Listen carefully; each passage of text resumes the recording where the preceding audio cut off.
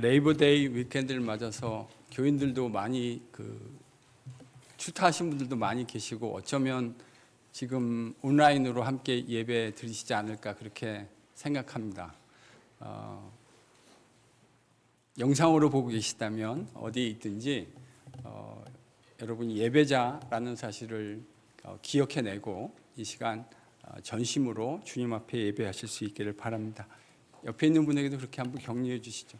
예수님을 포커스하고 예배하십시오. 교회의 주인은 예수님이셔야 됩니다. 이 사실이 한순간도 애매해지면 안 됩니다. 특별히 교회의 리더 역할을 맡으신 분들의 마음속에 이것이 선명해야 합니다. 이게 헷갈리면요, 저는 교회가 안 된다고 생각해요. 주님은 사마리아 여자와의 대화를 통해서 성령님 또 예수님 영과 진리 안에 예배하는 이 새 창조의 예배에 참여하는 사람만이 생수를 마시고 영원히 목마르지 않을 것이다 하는 진리를 가르쳐 주셨습니다. 목마른 영혼에게 영원히 목마르지 않을 수 있는 영생수의 비결을 가르쳐 주신 겁니다. 자신이 무익하다라는 사실을 깨닫고 예수님 안에서 드려지는 참 성전이신 하나님 앞에 드려지는 예배 속에서만 인생의 목마름은 해결되게 되어 있습니다. 주님은 자신이 바로 그런 생수를 주시는 메시아이심을 이 여자에게 명백하게 애매하지 않은 언어로 가르쳐 주셨어요. 오늘 본문은 이런 가르침 이후에 여인과 사마리아 사람들에게 어떤 변화가 일어났는가 하는 그 부분을 이야기해 주고 있습니다. 예수님과 여자 사이에 이런 대화가 오가고 있던 시점에 제자들이 돌아왔습니다. 그들은 예수님께서 사마리아 여자와 말씀하는 것을 이상하게 여겼지만 왜 주님이 그렇게 하시는지에 대해서 더 여쭤보지 않았습니다. 제자들과 주님 사이에 일어난 이 대화는 다음 주에 더 자세하게 여러분과 함께 들여다보도록 하겠습니다. 여자는 자신의 과거 행적 또 생수에 관한 진리를 말씀해 주시고 주님이 생수를 주시는 메시아임을 밝히 알려주시자 물동이를 던져놓고는 동네 안으로 들어갔습니다. 여러분, 이건 이 여자에게 적지 않은 변화가 일어났음을 직감하게 합니다.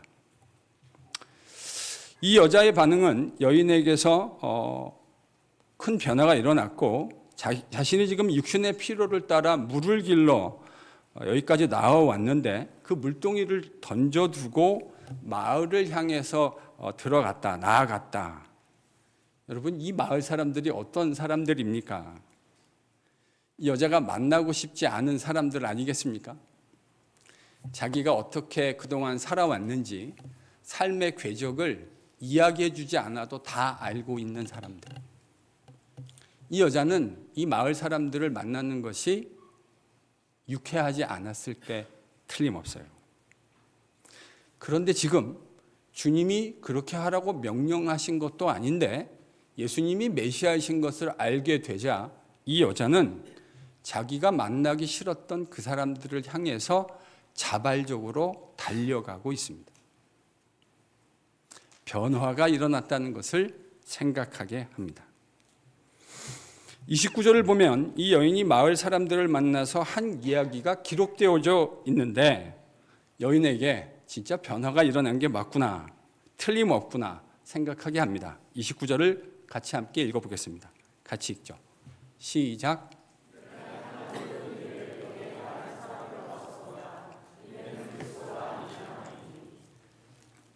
내가 행한 모든 일이 뭡니까? 문맥 속에서 여기서 내가 행한 모든 일이란 사람들에게 알려주어도 아무런 문제가 없는 아름답고 거룩한 선행은 아니지 않습니까? 다른 사람들한테 이 내 이야기 드러내놓고 이야기한 것 부담스러운 주제잖아요. 당장 예수님께서 자기 남편에 관한 이야기 꺼냈을 때 피하려고 시도했던 주제가 바로 이 주제 아닙니까? 그런데 이 여인이 그 이야기를 설명해 주지 않아도 다 알고 있을 마을 사람들을 향해서 거침없이 나아갔을 뿐만 아니라 그 이야기를 자기 입으로 지금 끄집어내고 있잖아요.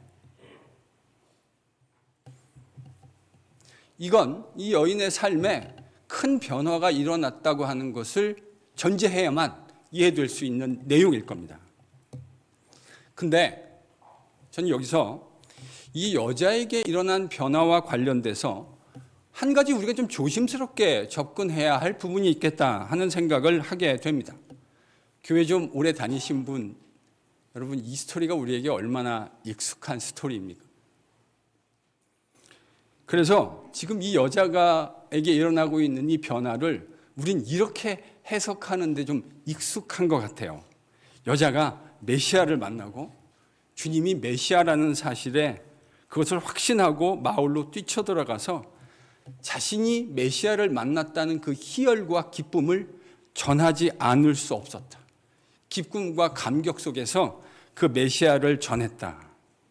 그런 열망에 강하게 붙들려 있다. 대략 이런 식으로 본문을 읽으려고 하는 것입니다. 일단 상당히 은혜롭기는 합니다.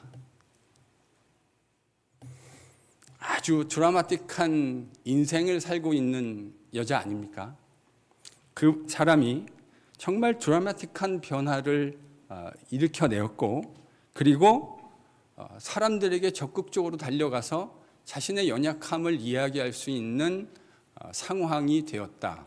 참 극적이다라는 생각을 하게 됩니다. 그런데 여러분, 이런 읽기는 다소 성급한 면이 있습니다. 왜 그렇게 이야기할 수 있을까? 그것은 29절에서 이 여자가 한 말 때문에 그래요. 이 여자가 마을 사람들을 보고 뭐라 그랬죠? 보라, 이는 그리스도가 아니냐. 개역 개정으로 읽으면 마치 여자가 예수님이 그리스도이시라고 하는 사실에 확신을 하고 희열에 찬 음성으로 이분이 그리스도가 아니면 도대체 누가 그리스도란 말이냐 라고 이야기한 것처럼 들립니다. 제가 사실 처음에 이 요한복음 읽을 때 그렇게 읽었어요. 이건 틀림없이 여자가 희열에 찬 음성으로 하는 거다. 전 이제 그렇게 읽었습니다. 근데 이렇게 오해되기 쉬워요. 근데 여러분 이걸 요한이 쓴 원문으로 읽으면 느낌이 많이 달라요.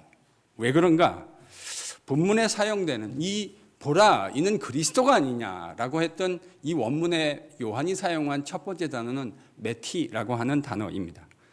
신약 성경 복음서와 사도행전에 중점적으로 사용됐어요. 제일 많이 그 frequency hit이 제일 많아요. 복음서와 사도행전에. 근데 이게 어떤 문맥에서 늘 사용되냐면 부정적인 답변을 기대하거나 그렇지 않다라고 말하는 것을 기대하거나 혹은 적어도 부정적 답변은 아닐지라도 확신에 찬 이야기라기보다는 뭔가 미심쩍은 어떤 것들을 마음에 품은 상태에서 이야기되는 사용되는 문맥마다 다 그렇게 사용돼요. 그래서 제가 다 보여드릴 수는 없고 딱 하나만 예로 좀 보여드리겠습니다. 이걸 기록한 요한이 18장 35절에서 어떻게 사용했는가? 예수님과 빌라도와의 대화 장면입니다. 그 신문 중에서 빌라도가 예수님께 하는 요 맥락의 요 단어가 사용돼요. 35절 같이 읽겠습니다. 시작.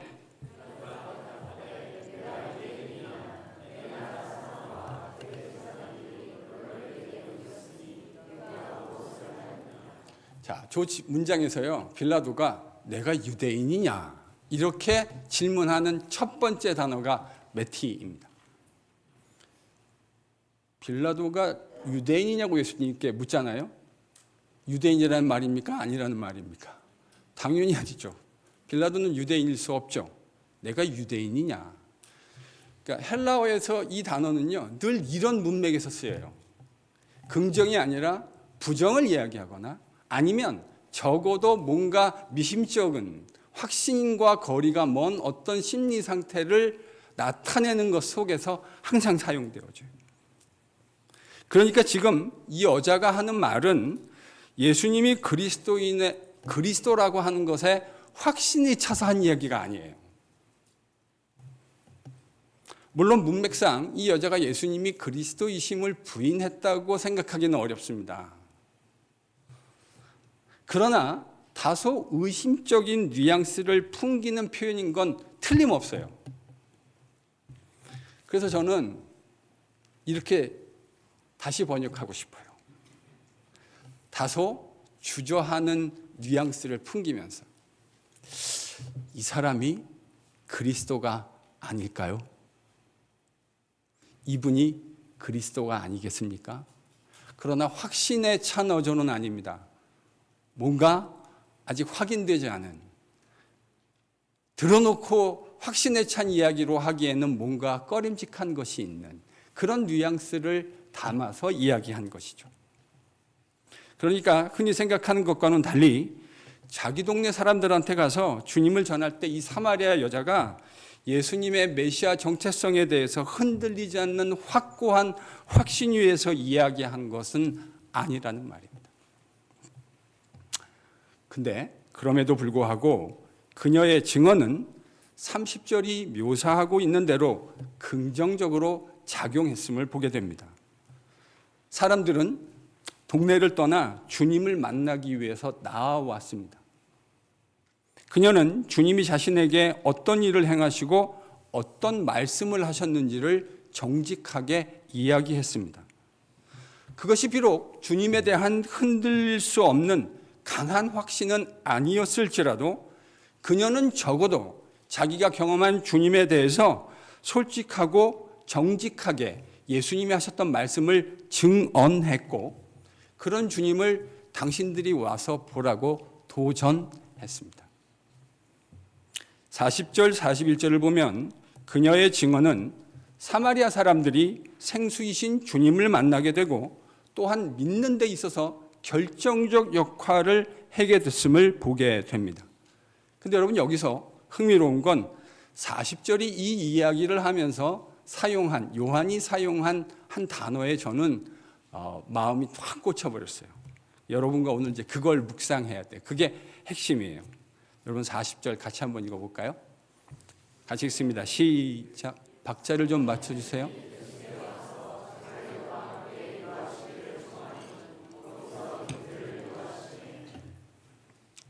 사마리아 사람들이 이 여자가 전해준 이야기를 듣고 주님을 찾아 나와서 뭐라고 요청했다고요? 함께 거하시기를 요청했습니다.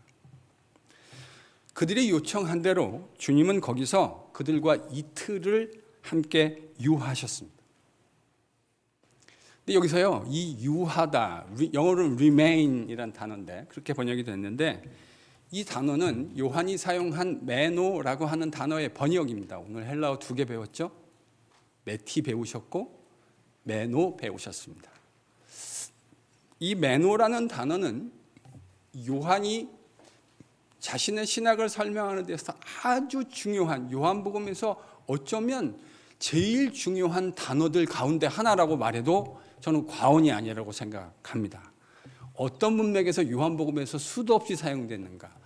하나님이 우리 주님이신 예수님 안에 거하고 내가 아버지 안에 거하고 내가 너희 안에 거하고 너희가 내 안에 거하면 내 말이 너희 안에 거하면 무엇이든지 원하는 대로 구하라. 그리하면 이루리라. 요한이요, 이 단어를 얼마나 좋아하는지 모릅니다. 이 단어는 기독교의 구원이 무엇인가를 설명하는 핵심 단어예요. 저희 교회에 처음 오신 분들은 저와 새가족반을 하시게 되는데 제가 새가족반을 하면서 제일 먼저 하게 되는 것이 기독교가 말하는 구원의 핵심이 무엇이냐를 설명합니다. 저는 기독교의 구원의 핵심이 단순히 우리가 죽어서 천국이라고 하는 이상향에 이르는 것, 이것이 기독교가 말하는 구원의 핵심은 아니겠다 싶습니다. 분명히 그런 일이 일어날 겁니다. 우리는 죽은 후에도 만약에 그때까지 주님이 오시지 않는다면 우리가 주님과 함께 거하는 그런 아름다운 일들이 분명히 일어날 겁니다. 근데 그거로만 기독교의 구원을 정의하는 것은 성경이 보여주는 더 풍요로움을 저는 많은 부분 놓치게 된다, 그렇게 생각합니다. 요한복음에 기독교가 누리는 그 구원의 모습을 하나님과 우리가 누리는 교제로 설명합니다. 여러분, 우리가 기독교의 구원을 얘기하는 건 우리가 하나님과 누리는 그 펠로우십을 상실했기 때문에 예수님의 십자가가 필요한 거예요. 그래서 우리를 속량해내어서 아버지와 함께 누리는 양자가 되어서 아들과 딸이 되어서, 원래는 아니었지만 그렇게 누리는 것, 이게 바로 기독교가 얘기하는 구원의 핵심 개념이거든요. 바로 그 단어를 표현한, 그 개념을 표현하는 단어가 요한복음에서 매노예요. 그런데 지금 사마리아 사람들이 여인의 증언으로 주님을 만나게 되었죠. 그리고 주님과 함께 매노하기를 요청했고, 주님은 그 사람들과 함께 이틀 동안 매노하셨습니다. 친밀한 교제를 나누었다는 말입니다. 사마리아 사람들이 여자의 증언을 통해 주님과 어떤 교제를 나누게 되었고 그 결과가 어떤 모습이었는지를 42절은 이렇게 우리에게 기록해 주고 있습니다. 42절을 같이 읽죠. 시작.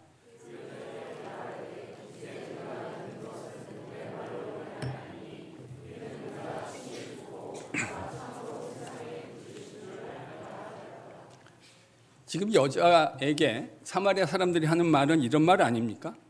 이제 우리가 예수님을 믿게 되었는데 우리가 믿는 건 당신의 증언 때문만은 아닙니다. 우리가 그분과 이틀을 교제했는데 그분과 교제하며 말씀을 듣고 배웠더니 야, 이분이 진짜 세상의 구주가 맞으시구나. 우리가 기다려왔던 바로 그 메시아가 맞으시구나 하는 것 우리가 알게 되었습니다.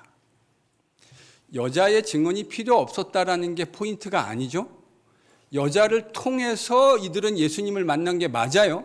그들의 증언이 없었다면 이들은 예수님을 어쩌면 못 만날 수도 있었는데 그렇게 해서 주님을 만나게 되어졌고 그 여자의 매개를 통해 주님과 교제를 나누게 되었더니 주님이 정말 세상의 구주라고 하는 사실 우리가 깨닫게 되었습니다.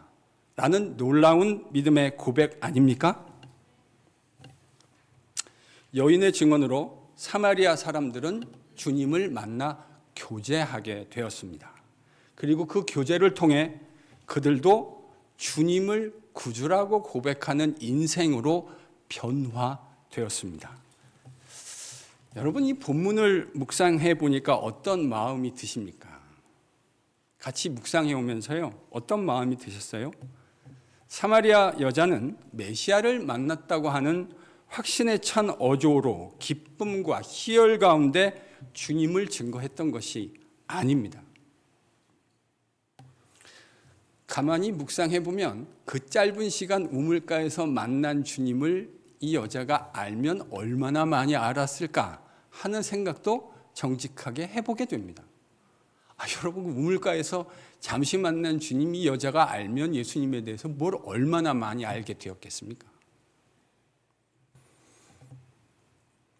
그 여자가 주님에 대해 알게 된 것, 확신 가운데 거한 것도 아니었고 풍성한 지식도 아니었음에 틀림없겠지만 이 여자가 주님에 대해서 진솔하게 나누었던 그 고백과 나눔을 통해 사마리아 사람들은 주님을 알게 되어졌고 주님은 그들을 직접 만나서 교제해 주셨습니다.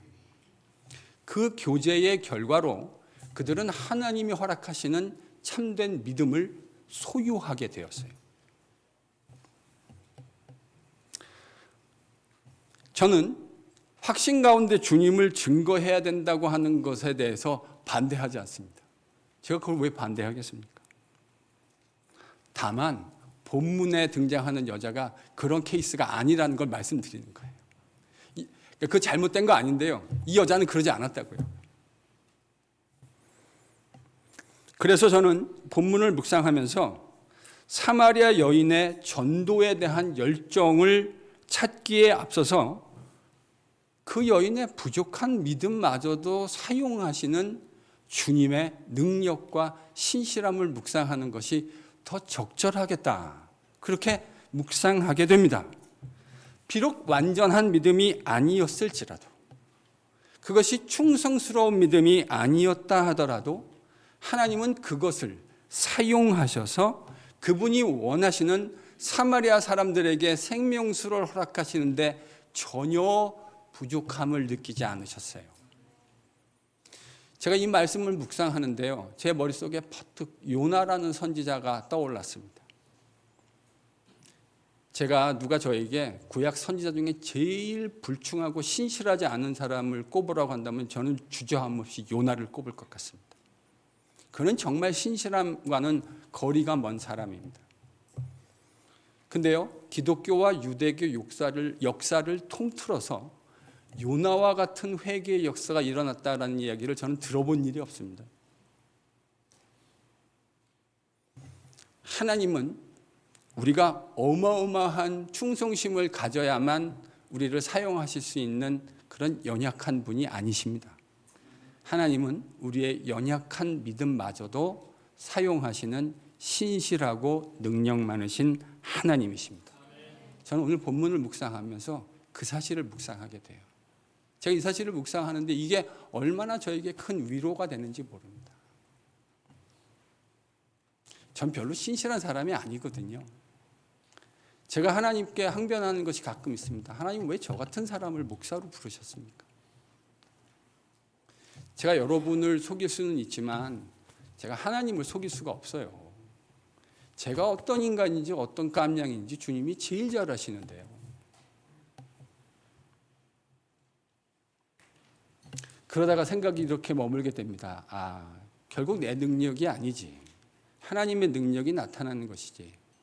저는 그저 그런 하나님을 경험하면서 제 인생에서 여러분과 함께 그냥 철들어 갈 뿐입니다. 부족한 우리를, 부족한 이 목사를 사용하시는 하나님의 그 놀라운 은혜, 그걸 묵상하면 감격하지 않을 수가 없어요. 우리가 뭔데, 내가 뭔데 하나님은 나에게 이런 귀한 은혜를 날마다 베풀어 주시는가. 종종 우리는 주님을 증거하기 위해서 주님에 대한 뭔가 심오한 진리를 깨달아야만 된다고 생각하는 경향이 있는 것 같아요. 주님에 대한 이야기, 주님을 증거하는 얘기 나올 때 성도들이 이런 얘기 많이 하시더라고요. 목사님, 저는 아직 주님에 대해서 뭘 잘 모릅니다.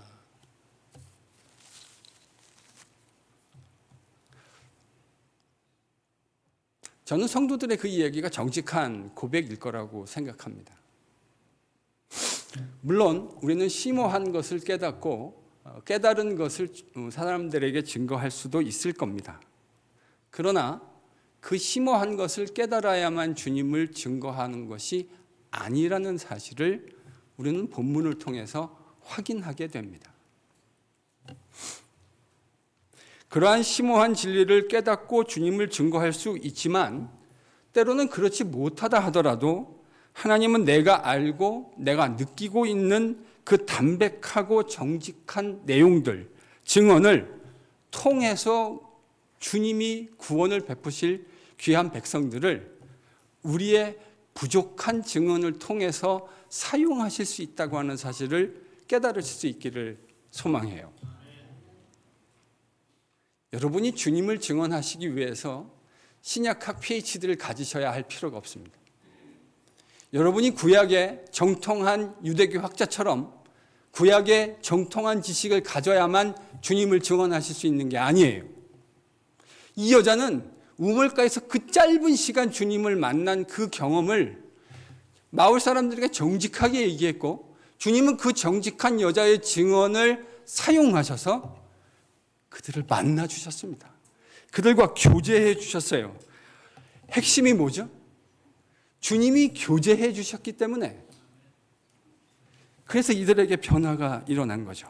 그들은 이 여자의 정직한 증언을 통해 주님을 알게 되었고 주님을 만나게 되었고 주님과 교제하게 되었습니다.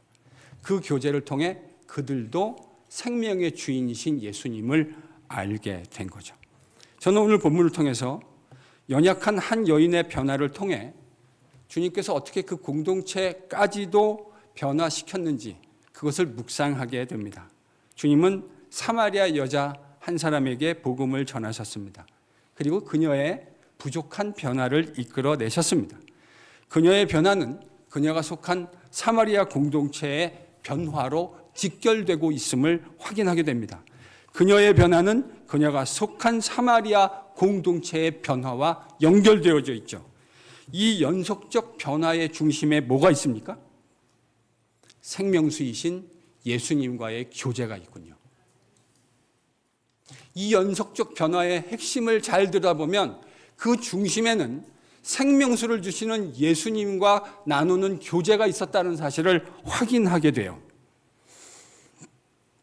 생명수이신 주님을 만나니 사마리아 여자, 참 안타깝고 불쌍한 분이라는 생각을 하게 되는데 이 여자에게 변화가 일어납니다. 그녀에게 변화가 일어났는데 그 변화를 통해서 하나님은 또 다른 사람들의 변화도 일으켜내십니다. 그녀는 연약했어요. 그녀의 증언도 충분하지 않았다는 생각을 하게 됩니다. 그러나 하나님은 그녀를 통해 사마리아 사람들에게 생명수이신 예수를 만나는 놀라운 은혜를 허락하여 주셨습니다. 여러분, 이것이 오늘 본문에서 우리가 확인하게 되는 내용이에요. 저는 이 진리를 제가 목사로 살면서 수도 없이 확인하게 됩니다. 제가 저희 교회 부임한 지 이제 만 딱 2년이 되었습니다. 지난 한 달여 정도 동안 저는 주님과 말씀 묵상하는 교제의 과정에서 주님이 하시는 내적인 세밀한 음성을 들으려고 열심히 노력했습니다. 주님이 저한테 이 말씀하세요. 이 목사, 내가 자네를 KPC에 보낸 이유는 바로 이거 하라고 보낸 거야.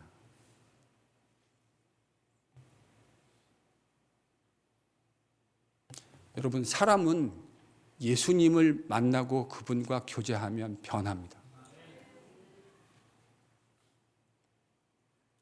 그러면 안 변하는 사람은 뭐라고 진단해도 괜찮을까요?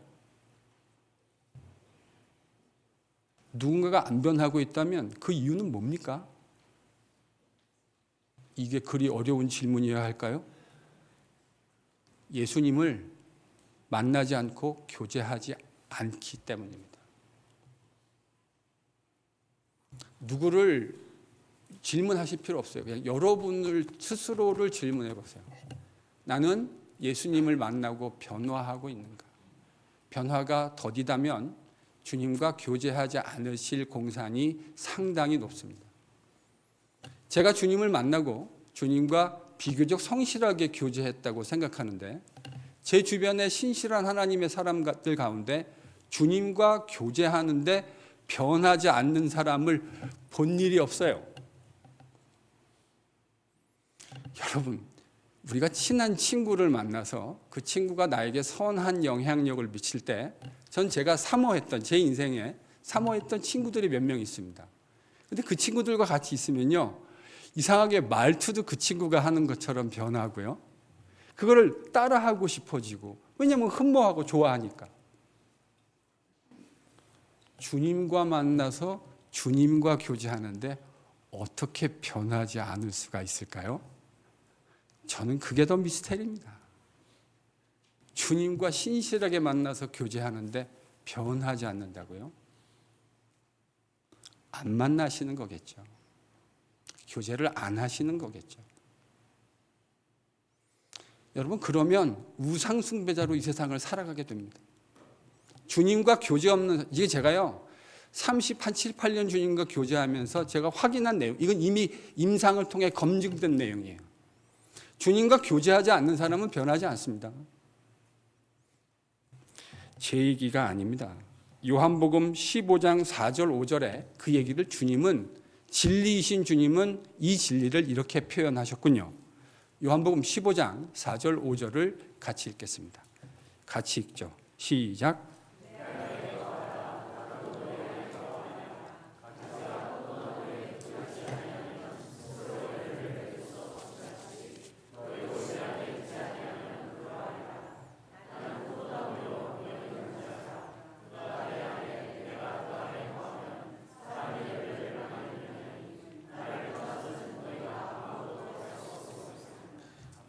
많은 그리스도인들이요, 이 본문을 읽고 이런 착각을 하시더라고요. 예수님은 우리에게 열매를 많이 맺으라고 명령하셨다. 문장을 잘 읽으세요. 그건 난독증입니다. 주님의 명령이 뭐죠? 내 안에 거하라. 여러분, 저 거하라가 메노입니다. 내 안에 메노하라. 여러분, 주님 안에 거하는 것이 우리의 삶이 아름다운 열매로 가득하게 되는 비결이라는 사실을 깨달으실 수 있기를 바라요. 예수님 안에 거하는 겁니다. 예수님 안에 거하면 사람이 변하지 않을 수가 없어요. 아니, 예수님이, 귀신이 들려도 사람이 변하는데 예수님 안에 거하고 그분과 동행하는데 어떻게 사람이 변하지 않을 수가 있습니까? 저는요, 제가 KPC 올 때 저는 딱 한 가지 마음 가지고 왔어요. 주님 안에 거하는 예수의 제자를 끊임없이, 제가 여기서 주님이 너 이제 다 했다, 이 목사 자네 할 일 다 했네 라고 저를 릴리스해 주실 때까지 저는 딱 한 가지에 천착하려고, 저를 보시고 애매하지 않으셔도 돼요. 저는 여러분을 주님과 함께 교제하고 그 안에 거하는 사람 만들려고 왔어요. 이럴 땐 아멘 주셔도 괜찮습니다. 놓치지 않을 거예요. 한순간도 애매해지지 않을 거예요. 저는 그 일에 제 목숨을 걸려고 각오하고 왔어요. 여러분의 시간들 제가 다 알지 못합니다. 그러나 저에게 남아있는 시간이 12년 남아 있습니다. 이 12년 기간 동안에 잘 판단하셔서 언제 제자 훈련을 하면 좋을까를 판단하실 수 있기를 바랍니다. 그건 제가 결정해 드릴 수 없죠. 여러분이 결정하셔야죠. 그러나 여러분, 이 시간에 오면 제가 지금 하려고 하는 이 내용이 선명하다는 걸 단 한 번도 애매하게 느끼지 않으실 거요? 그쵸, 지희 집사님, 문중의 동생.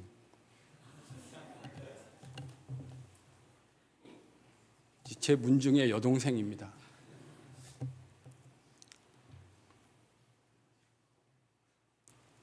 제자훈련 안으로 들어오십시오. 그러면 저도 여러분을 훨씬 더 잘 알게 될 거고요. 예수님의 대리 목자인 저도 여러분을 훨씬 더 잘 알게 될 거고, 여러분도 저를 훨씬 더 잘 알게 되실 겁니다. 제자훈련을 제가 보니까 좀 다소 이렇게 방관자적인 자세로, 그래 얼마나 잘하는지 한번 보자, 이런 분들도 계실 수 있겠다 싶기는 합니다. 들어오십시오. 예수님 안에 함께 거하는 것이 어떤 것인지 여러분 만끽하게 되실 겁니다. 그것이 우리의 영혼을 얼마나 풍성하게 하고 풍족하게 하는지 여러분 경험하게 되실 겁니다. 생명수이신 예수님 안에 매노하는 사람만이 주님이 기대하시는 변화의 열매를 맺을 수 있습니다. 옆에 분에게 권면해 주시죠. 예수님 안에 거하십시오. 정말 예수님 안에 거하십시오. 여러분이 다른 건 다 실패해도 괜찮을 것 같아요. 근데요, 예수님 안에만 거하면 저는 괜찮을 거라고 생각합니다. 예수님 안에 거하면 됩니다. 그러면 우리는 의미 있는, 주님이 기뻐하시는 삶의 열매들을 우리의 삶에 주렁주렁 맺으며 주님을 만날 수 있게 될 겁니다. 생명수의 주님과 교제함으로 말미암아 주님이 기뻐하시는 그 삶의 열매들을 우리 삶의 현장 곳곳에서 주렁주렁 맺어드리는 KPC의 귀한 성도들이 다 되실 수 있기를 우리 주님 예수님의 이름으로 권면드립니다.